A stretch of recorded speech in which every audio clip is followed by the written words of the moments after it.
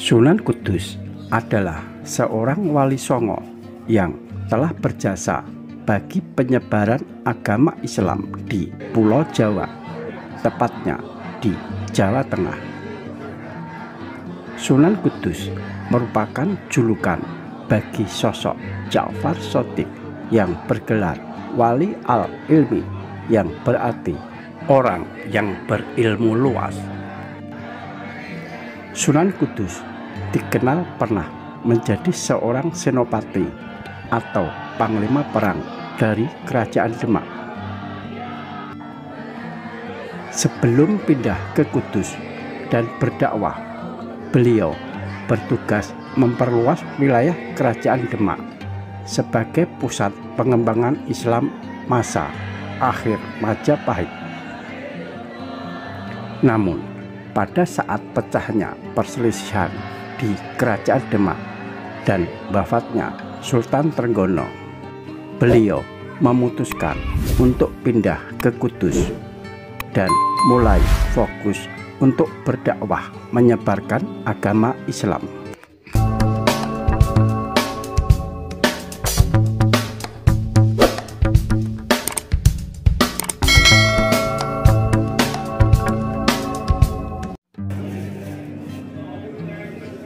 Sunan Kudus atau Ja'far Shadiq adalah putra dari Raden Usman Haji atau Sunan Ngudung. Ayah Sunan Kudus merupakan saudara kandung dari Sunan Ampel.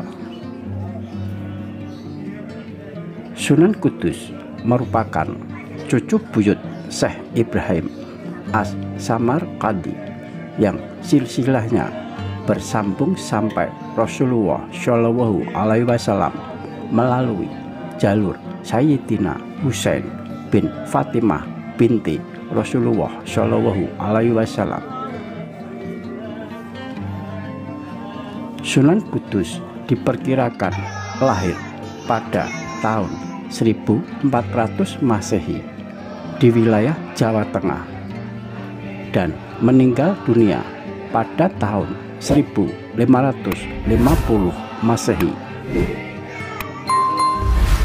Letak makam Sunan Kudus berada persis di belakang bangunan utama limasan tumpang Masjid Menara Kudus dengan akses tersendiri. Namun bisa juga lewat gapura butulan dari samping kiri masjid. Di bagian terdepan dekat jalan, pengunjung melewati gapura beratap genting, dan beberapa puluh langkah kemudian ada gapura paduraksa besar sebelum belok ke kanan. Ada sejumlah cungkup berisikan petak kubur di area memanjang yang lebarnya sekitar 8 meter di belakang masjid. Panjang area ini 30 meteran dengan pintu gapura menuju ke cungkup besar di mana makam Sunan Kudus berada terletak di sisi kiri beberapa meter sebelum ujung area. Ada beberapa kubur di area ini yang menarik perhatian. Pemandangan di bagian awal area di belakang masjid arah ke regol gapura paduraksa yang menjadi akses masuk peziarah.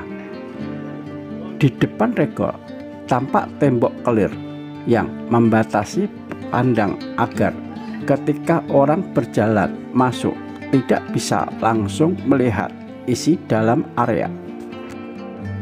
Di ruang terbuka terlihat deretan nisan tua tak beraturan yang tanda namanya sudah hilang ditelan waktu. Cungkup di area ini memayungi kubur orang penting, di antaranya Pangeran Poncowati, panglima tertinggi angkatan perang. Beliau adalah suami Ratu Prodo Binabar, anak ke-8 atau bungsu Sunan Kudus dari istri keduanya, Putri Adipati Terung. Pecah tanda. Adipati Terung yang kuburnya dekat sekali dengan kubur Sunan Kudus adalah anak Arya Damar dari ibu Tan Eng Huat. Nama Tionghoa Adipati Terung adalah Kinsan dan nama muslimnya Husain atau Raden Kusen. Makam Sunan Kudus banyak dikunjungi para peziarah. Tidak hanya datang dari wilayah Kudus saja, bahkan peziarah yang datang dari luar kota dan bahkan dari luar Jawa. Makam Sunan Kudus selalu ramai dipadati peziarah dengan tradisi buka luwur setiap tahun yang diperingati tiap bulan 10 Muharram atau 10 Suro. Ada keyakinan dari masyarakat yang datang ke sana bahkan dengan berziarah dan berdoa di makam Sunan Kudus, maka segala hajat pasti akan terkabul. Bahkan bagi beberapa kalangan, mereka meyakini bahwa karomah dari Sunan Kudus diberi kemudahan mencari rezeki, diberi kemudahan dalam mencari ilmu, dan diberi kemudahan dalam mencari mata pencaharian. Di belakang Masjid Menara Kudus terdapat komplek makam, di antaranya makam Sunan Kudus dan para ahli warisnya, serta tokoh lain seperti Panembahan Palembang, Pangeran Pedamaran, Panembahan Condro, Pangeran Kaling, dan Pangeran Kuleco.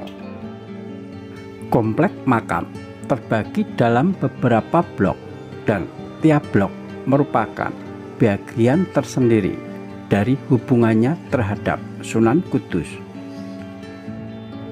Ada blok para putra dan putri Sunan Kudus. Ada blok para panglima perang, dan blok paling besar adalah makam Sunan Kudus sendiri. Uniknya, semua pintu penghubung antar blok berbentuk gapura candi-candi. Makam Sunan Kudus berpagar bata dan gapuranya berbentuk padu raksa yang merupakan bentuk arsitektur masa Hindu. Di pintu makam Sunan Kudus terukir kalimat Asmaul Husna berangkat tahun 1895 atau 1296 Hijriah. Makam Sunan Kudus terletak dalam cungkup yang terbuat dari kayu, beratap genteng, dan berbentuk limasan. Jirat makam terbuat dari marmer berhias dan terdapat 2 nisan dari batu di atas jirat tersebut. Makam dikelilingi oleh tembok-tembok dari bata merah yang disusun berjenjang.